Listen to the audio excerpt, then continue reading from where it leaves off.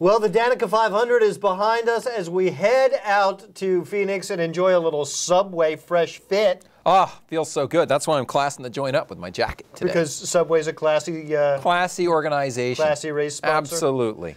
So Phoenix, I mean, you couldn't get much more different than Daytona. Right. If you want, I mean, you're talking about a short track versus a super speedway. Technically not a short track, but has always run like a big short track, kind of like New Hampshire. Technically, but remember, they repaved this thing a couple years ago. It's very, very fast. Now we're bringing a new car there. I think it's a whole new ball game at Phoenix. A whole new world. Wax. A new exciting point of view. That's what I think. And I think if you look at this racetrack, there are certain guys that just seem to handle it very, very well and have handled it well over the years. Let's talk about the racetrack before we talk about the guys. All right. It's obviously the key to getting around this place ahead of the next guy is handling. Yes, it's handling. It's getting through the corners, getting through the center of the turn, and back onto the gas before the next guy. Right, and the tricky part to Phoenix has always been the two ends of the racetrack aren't the same. And so you set up for one and you're maybe not as good in the other one. So it takes a bit of finesse, and that's why I think your finesse drivers, even though it is going to be very fast, I think you're going to see a new track record out there. And faster maybe than it's been, you know, back when the pavement was worn out. But certain guys just are able to have that feel there. It'd also be interesting to see how the Gen 6 car performs on a track such as this versus Daytona. Well, here's the interesting thing I think about the Gen 6 car in Phoenix. Phoenix is a track to me that should be a good track for Dale Jr., but hasn't been for a while. If this car suits him better than the old car, then I think you will see him come back to the front at Phoenix. I know I'm talking about drivers again, but I think that you could see a resurgence from Junior. He's got to be feeling good about the 500. I don't think you're going to see Danica Patrick on the lead lap, though, if that's what you're asking. You don't think she's going to qualify on the pole?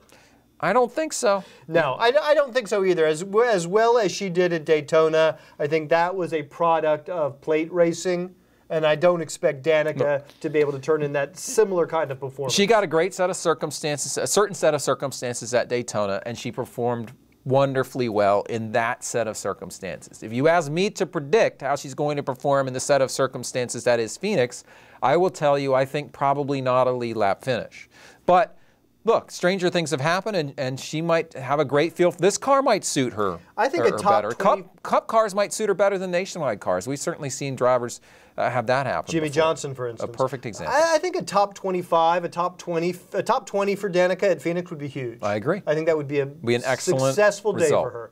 All right, now we can talk about drivers. Obviously, the names that jump to the head of the list at Phoenix: Denny Hamlin, Kevin Harvick, Jimmy Johnson. Yeah, I think you think of guys that are good at Richmond and New Hampshire. Those would be the guys you'd like here.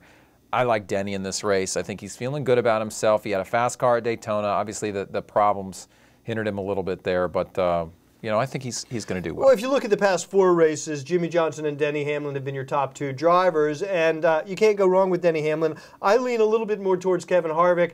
I think that they had a really good car at Daytona, and obviously you can't translate that style of setup to this track, but it's an indication that the team has all their eggs in the right basket, so to speak. They're all together because you might wonder a little bit about where everyone's head is, based on the fact that Kevin's going to be leaving after this year. But you bring Gil Martin back. I think Kevin now understands what a good combination that was for him. And I think those gals will be up towards the front on Sunday. All right, so I have Kevin Harvick. He has Denny Hamlin. That means you guys can get Jimmy Johnson. For Tom Vandervoort, I'm Steven Levine. Thanks a lot for watching.